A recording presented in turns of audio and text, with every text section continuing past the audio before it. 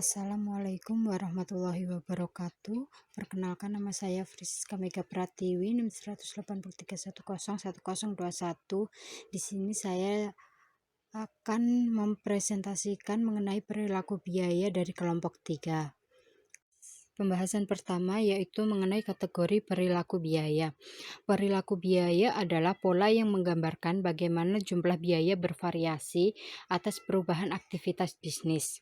Perilaku biaya mengacu pada reaksi biaya terhadap aktivitas perusahaan.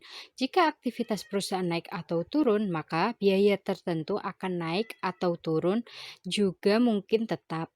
Kategori perilaku biaya dapat dibagi menjadi 3, yaitu biaya variabel, biaya tetap, dan biaya campuran yang akan dibahas pada slide berikutnya. Variabel adalah biaya yang jumlah totalnya berubah sebanding dengan perubahan aktivitas dan volume produksi, sementara jumlah per unitnya tidak berubah.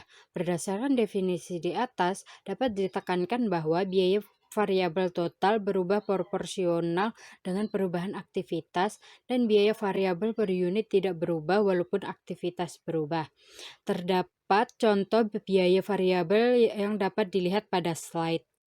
Biaya tetap yaitu biaya yang jumlah totalnya tidak terpengaruh oleh tingkat aktivitas dan kisaran relevan tertentu.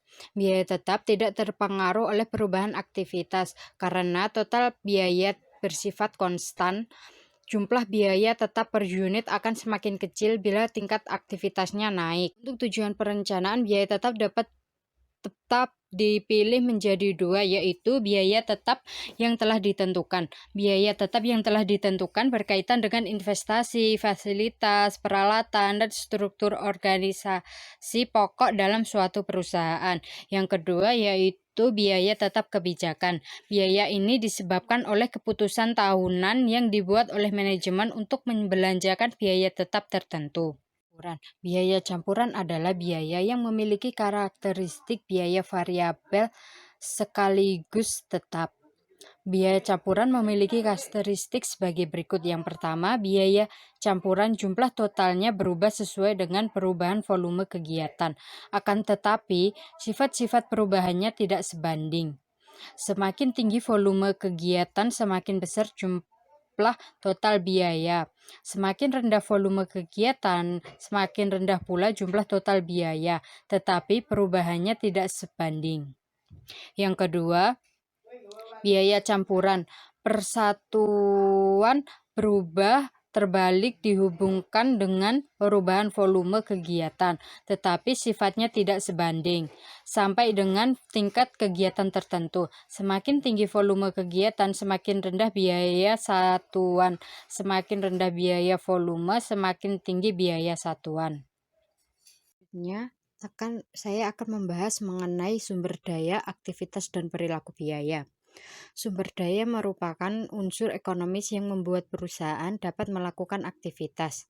Pada perusahaan manufaktur, sumber daya meliputi bahan baku, tenaga kerja langsung, kelistrikan, mesin, dan peralatan. Sumber daya dibagi menjadi 3, yaitu pertama, sumber daya fleksibel, yang kedua, sumber daya terkait, yang ketiga, biaya tetap. Sumber daya fleksibel adalah sumber daya yang diperoleh saat diperlukan dan tidak membutuhkan komitmen jangka panjang. Hal ini berarti perusahaan memperoleh sumber daya hanya sebesar yang diperlukan dan tidak memperolehnya saat tidak membutuhkannya. Sumber daya fleksibel dapat dikategorikan sebagai sumber daya variabel karena adanya hubungan teknis biaya dengan aktivitas yang dilakukan. Sumber daya fleksibel juga dapat dikategorikan sebagai sumber daya variabel karena diskresi atau kebijakan manajemen. Dengan demikian, biaya variabel dapat diklasifikasikan menjadi 2. Yang pertama, biaya variabel teknis. Biaya variabel teknis adalah biaya variabel yang memiliki hubungan teknis yang nyata dengan aktivitas yang mengkonsumsi biaya tersebut. Yang kedua, biaya variabel diskresioner. Biaya variabel diskresioner adalah biaya variabel yang tidak memiliki hubungan teknis yang nyata dengan aktivitas yang mengkonsumsi biaya tersebut. Biaya ini dikatakan biaya variabel karena diskresi manajemen. Yang kedua yaitu sumber daya terkait. Sumber daya terkait adalah sumber daya yang diperoleh di muka tanpa mempertimbangkan apakah sumber daya yang tersedia tersebut sepenuhnya habis digunakan atau tidak. Terkait dengan komitmen manajer dalam pembuatan keputusan jangka panjang, biaya tetap dikategorikan menjadi dua, yaitu biaya tetap terikat. Biaya tetap terikat adalah biaya yang muncul karena investasi pada fasilitas, peralatan, bangunan, dan investasi aset tetap lainnya yang tidak dapat diubah secara signifikan dalam jangka pendek tanpa melakukan perubahan fundamental. Yang kedua yaitu biaya tetap diskresioner. Biaya tetap diskresioner adalah biaya yang muncul dari diskresi atau kebijakan manajemen untuk membelanjakan biaya dalam jumlah tertentu tanpa dipengaruhi besar kecilnya aktivitas perusahaan.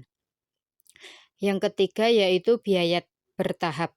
Biaya bertahap adalah biaya yang bersifat tanpa pada kisaran aktivitas tertentu dan bersifat variabel antara kisaran aktivitas. Terkait dengan tingkat kisaran aktivitas, biaya variabel dikategorikan menjadi dua. Yang pertama, biaya variabel murni.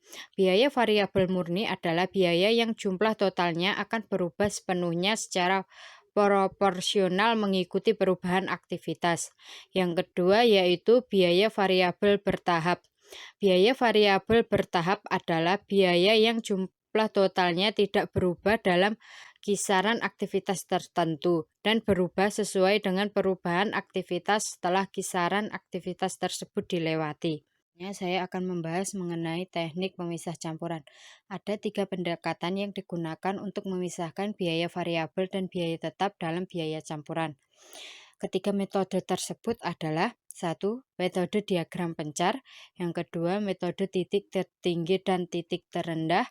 Yang ketiga, metode regresi kuadrat yang akan dijelaskan pada slide berikutnya. Pertama yaitu metode diagram pencar. Metode diagram pencar adalah suatu metode penentuan persamaan suatu garis dengan memplot data dalam suatu grafik. Langkah pertama dalam menerapkan metode diagram pencar adalah memplot titik-titik data sehingga hubungan antara biaya penyetelan dan aktivitas dapat dilihat. Plot ini disebut dengan grafik scatter. Grafik scatter memungkinkan seseorang untuk secara visual menyesuaikan suatu garis dengan titik-titik dalam grafik scatter. Dalam melakukan hal ini, garis yang dipilih seharusnya adalah garis yang paling sesuai dengan titik-titik tersebut. Yang kedua yaitu metode titik tertinggi dan terendah. Metode titik tertinggi dan terendah adalah metode estimasi unsur variabel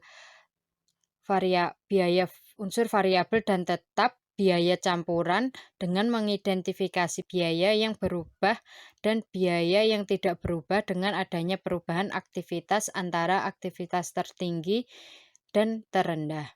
Titik tertinggi didefinisikan sebagai titik dengan tingkat output atau aktivitas tertinggi. Titik rendah didefinisikan sebagai titik dengan tingkat output atau aktivitas terendah.